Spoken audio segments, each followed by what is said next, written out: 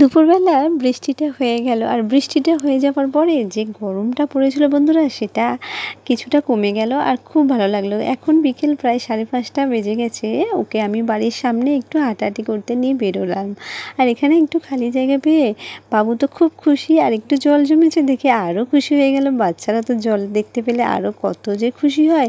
আর আমাদের দুষ্টু সোনা জল আর বালি এটা থাকলে আর ওর কোনো কথাই না, বিকেলবেলা ওইগুলো মাঠে এসে ঘাঁটবেই। তো যাই হোক, কনস্ট্রাকশনের কাজ যেখানে থেমেছিল সেখান থেকে গত রবিবার আবারও শুরু হয়ে গেল।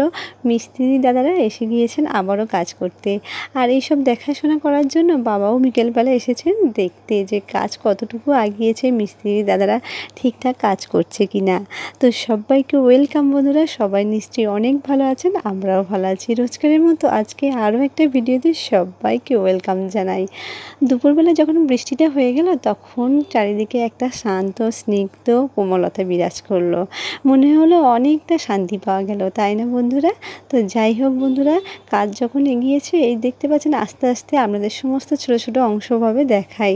এখানে মিস্ত্রি দাদা কাজ করছে আর দুষ্টুটা এসে গেছে পর্যবেক্ষণ করতে। এই যে আমার পিছন পিছনে আমি যখন ভিডিও বানাচ্ছি, ও তো তখন দেখছে যে আঙ্কেলরা কি কাজ করছে। তো দেখা যাক কি করে এইভাবে ও চারিদিকে ঘুরে ঘুরে দেখছে।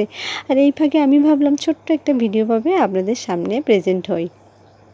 তো বৃষ্টি হয়ে গেছে বন্ধুরা।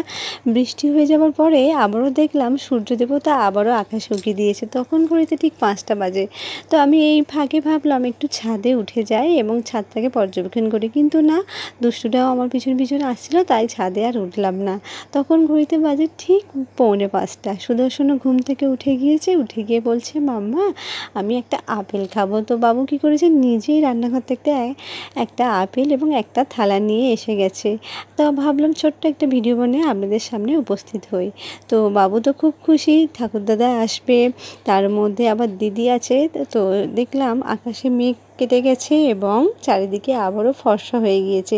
সকালে একসময় বৃষ্টি এসেছিল, তার কিছুক্ষণ পরে আবারও রোদ্দুর উঠে গিয়েছে। তো ভাবলাম কিছু জামা কাপড় ছিল সেগুলো বাইরে মেলে দিয়ে আসি, আর টুনটুনকে বিকেলের একটু ফল অর্থাৎ আপেলটা কেটে দিই।